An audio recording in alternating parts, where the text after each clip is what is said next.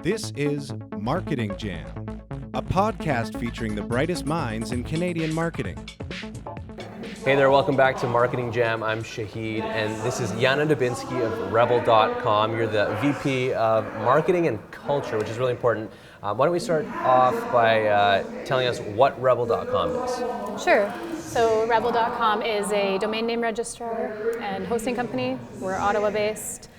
We have a full range of hosting services from little clustered packages, WordPress, right through to VPS hosting and domain names and site building tools. Yeah, so I mean, I don't want to throw competitors' names out there, but a lot like GoDaddy. Like something like NoDaddy. NoDaddy and Site something. And anyway, Smearspace. That's the idea, rhymes right? With Smearspace. Yeah. Smearspace, I like that one. Yeah. So you guys, I assume, doing well in your business, but I mean, it's a business with a lot of competitors. So, how important is marketing in that to make sure that you're able to survive? A lot of pressure on your role. Yeah, it's huge. It's actually a really interesting industry because it is very, very busy. Tons and tons of competition. The competition's not always direct, so you've got people who focus on hosting or people who focus on domains or people like us who've got it all. It's a mature business. Yeah. We have some competitors with very, very large budgets. Oh, I bet. Competitors that spend more, on SEM alone in one day than I spend all year. Yeah. And we actually all have the exact same inventory. So you can't differentiate too much on price or product. Yeah. So there's Sounds challenges. quite unique. Are there any comparable industries that you could name that function the same way, you think?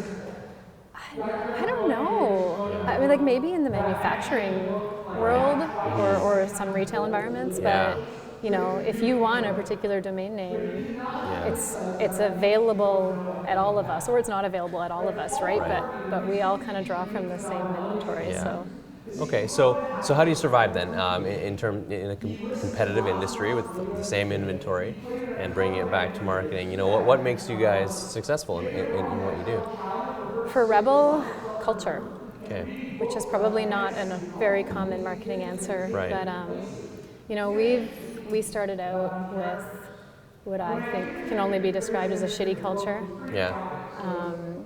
And spent about the last 3 years really, really working on employee engagement, on feedback, and on developing a culture that really, really celebrates and kind of nurtures contribution and safety around giving feedback. And that has led to so much change in accountability and in excitement in everybody who's part of our product experience. So it's not just the marketing team, it's the people who are running our customer support who are really, really committed to giving absolutely fantastic service, and our development product team who are really, really committed to delivering on innovative products. And so that has made marketing so much easier because it really powers reduced churn. We're a subscription-based business. So much lower churn, higher retention, customers, much more referral power. We've got a lot of incoming PR opportunities, a lot of incoming partnership opportunities. Yeah, and I mean, if you think of a software like email marketing, which is very similar in that there are a lot of competitors, the distinguishing factors a lot of the time are things like support, right? But that comes from culture, like you were talking about. And, what made it, I guess, a shitty culture, and and in terms of changing that, how important are values, and what are the values that you guys live by? Huge. I mean, it was a shitty culture for all the obvious reasons. Cultures are shitty. It was siloed communication and negativity, and people were bonding over negative experiences versus positive ones. Typical stuff. Yeah. But the value question's a really important question. I'm glad you asked that. We did a survey early on in our kind of culture transformation where we actually surveyed our staff on 6 principles. There was things like leadership, vision, accountability, communication, to try to get a baseline and to try to figure out really just where to start because we were a bit overwhelmed as a small leadership team. And vision was the lowest rated thing in that it was the thing we had to spend the most time on. And we spent a lot of time helping people understand what we were there to do, which in Rebel's case was not about just selling web domains or web hosting. It was about helping people get online. You know, we were standing in that space between somebody's idea and that idea being actualized in a digital environment, which is a really cool space to stand in. And so it became a real mission for us just to help people contribute online, and that was a huge catalyst for the change, absolutely. So in terms of contributing online, I mean, a website has a specific spot in space. Has that, in your mind, I mean, probably yes, but has that changed, that space and the need for a website changed over time with the advent and uptake of social media, and how do you combat that? Yeah, it's really interesting. Websites used to be something that were hard to do. There was so much planning, it was so much work, there was even an expense to it, that all those barriers have been removed, and we actually see people take on more disposable websites. The websites just for campaigns. Me, for sure. Yeah. Right? Domain names when they're drunk at the bar, right? Exactly. Like every or idea. At a conference. Yeah, like every idea suddenly, it's so easy to secure that space, throw up a landing page. And so it's interesting, the industry's fluctuating quite a lot, where we find that people don't actually just want one domain now, they want 5, and they don't keep them all the same time. There's just this kind of rotating thing of ideas. And So you talked a little bit about PR. How much of a role does that play in what you do? I mean, there might be somebody else who takes care of PR, right? But how important is that in sort of shaping the story of what you do and differentiating yourselves from your competitors? I think it's important. I think that it's a part of my role, in that I used to just be the VP of marketing, and now culture is actually part of my title, right. and big part of what I do and what I focus on from a strategy perspective. And people love stories. I think that we've seen the very obvious trends of consumers wanting to know the people behind their brands, wanting that kind of transparency and openness, and they want a story, and they want to support not just companies that they feel are good, but people behind companies that they feel are good. And I think that PR continues to be a really great way to tell that story, not through ads or whatever else you're doing, but really in a much more kind of authentic, human way. Yeah. So how are you guys doing that? And more specifically, what is your story? What are the talking points that sell Rebel.com? We have, in shifting a shitty culture, I think as a leadership team, we've portrayed a very healthy dose of humility and of candor. And again, I think the PR story and the story of Rebel is just about leading, humans leading humans. That business at the end of the day is just about the people behind it. Your work culture, your boss, your environment, it's all about the people behind it. And that has been the PR story. Our CEO has become the Fellow for Culture and Engagement named by Startup Canada. Oh, wow. And he does a lot of podcasts and talks a lot about how to shift culture and the value of feedback and the value of creating environments where feedback is safe, even if it's negative, and creating many, many ways for employees, just like we do with customers, to give us the feedback and then to act on that as leaders. And I think that candor and that just openness and integrity has been the story. Yeah, I mean, that really speaks to taking what can be a weakness, turning it into a strength as a business, right? Yeah, we're candid about it. Yeah, no, that's great. So in terms of domains and websites, so I just had kids, twin boys. They're, Oh, congrats. Thank you, 15 months old as we record this podcast. And I wonder what your opinion is on whether I should buy up their domain names right now, because inventory, their names are not very, I guess, common, but at the same time, is that a thing? Is that something that inventory is kind of going by the wayside, and that if you want something, you better get it now? Yeah, I mean, I would tell everybody in the NCA space, if they don't have their name, they should get it. It's like $12 a year. Yeah. And you may as well own that, even if all you do is point it to your LinkedIn or point it to your social channels or whatever. I think people should absolutely claim that space. And as an employer, when I'm looking to hire people, it's one of the first things I do is like go to their their name in a domain space. So should you get it for your kids? Yeah. Yeah. I don't know. I mean, again, Yeah. it's a small investment. It might be Yeah. early, but there's a lot of shifts happening in our industry. I think that we're going to see domain names as a whole shift a lot, and there's some people who are already kind of predicting the end of domain names. They'll run their course, of course, as innovation does different things with it, but the internet is always going to run on addresses, and we have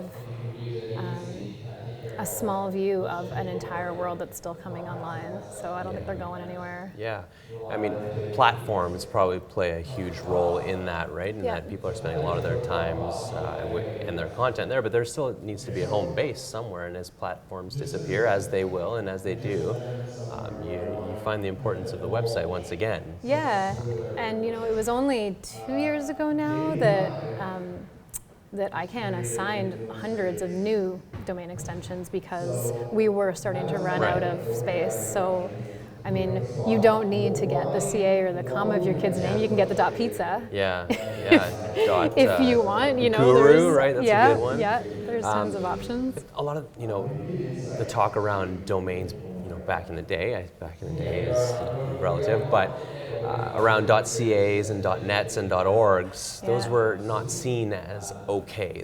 If you're not an organization, you should not have a .org, and if you're not Canadian, you should not have a .ca, and that's probably still true. But how much have the waters muddied in terms of extensions, and does it really matter at this point? It doesn't matter. It's interesting. There's a lot of stats, specifically in trust. So .ca, CIRA, the registry behind .ca, does a lot of consumer research, and they have collected an incredible amount of data that says that Canadians prefer .ca. For instance, it's more trusted. You're dealing with a Canadian business. You actually have to be Canadian or a Canadian business to get one. Yeah. And when we step outside of our North American kind of view of domains and you go into Europe, those CCTLDs, so the country extensions, are highly prevalently used. Yeah. You really see them everywhere. So there's trust. There's trust in those different things, and a lot of them still have requirements that do add value and trust to it, and that if you're seeing that extension, that person met some qualifications to have that. Yeah, and a lot of the time it makes sense. I mean, we're at a conference, CIMC, and the website is CIMC.marketing, Yeah. which makes perfect sense, right? Yeah. So why not? We work in the business of digital marketing, and so SEO is something that we do a lot. I'm curious to hear your stance on, if somebody's thinking of starting a business and they want a domain name, they're Canadian, and the .ca is available, the .com is not, but it's not really in use. Should they be worried about things like that, where that name is already taken, but if you're Canadian, the .ca is available? Would you recommend kind of going with that, even it might mess up with your SEO? You know what I mean? I wouldn't worry about SEO. I'd worry about your customer base more. Okay. So if your customers are Canadian, if you intend on continuing to primarily target Canadian customers, then CA is a strong domain space. If you plan on going outside of Canada, you probably want to explore either buying that .com from whoever has it, which is something that, Rebel has brokerage services you can do. You can try to get it, or going with one of the new ones. And the SEO is interesting though on the new ones. So timestamp this because we're in April 2018, and who knows how quick this will change.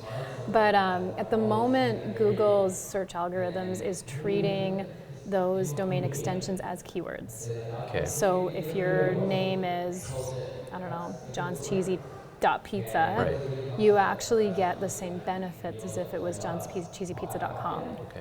So there are some SEO wins at this exact moment in time. I mean, it's Google's decision really ultimately if that continues to be the case. Yeah. Okay.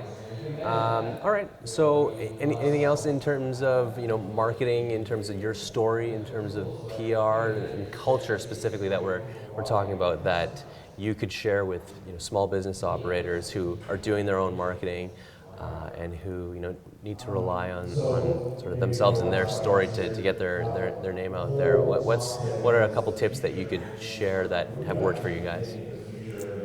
We live in been the most transparent time we Right. have ever seen, and that transparency is only going to grow. And you can no longer get away with being non-customer centric. You can't get away with treating your staff or your customers in a way that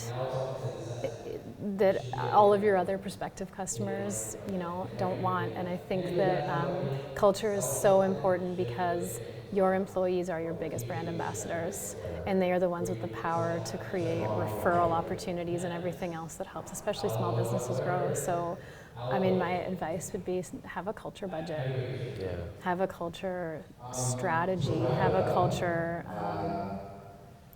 strategic goal and intention as you're building out plans. It's a really big deal. Does that relate to the hard sell as well? In that, transparency is one thing, and if you push too far, then it doesn't feel natural, it doesn't feel organic. Has that always been the case? Is that nothing new in your mind? I think it's always been the case. It's just so easy to find now. Yeah. It just takes one search. Yeah. It takes the word review being put after a search, and we're seeing, as marketers, we're seeing all of these trends where somebody comes and they look at your product offer, and before they buy, the first thing they do is open up another tab and search your name and your product in reviews.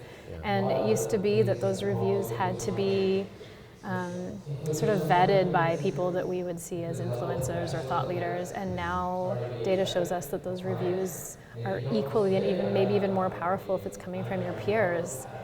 And so there's just so much pressure. Frankly, I don't think you're going to make it if you can't naturally and organically create those reviews to be good, and it's going to happen by your staff's experience and how they pass that on.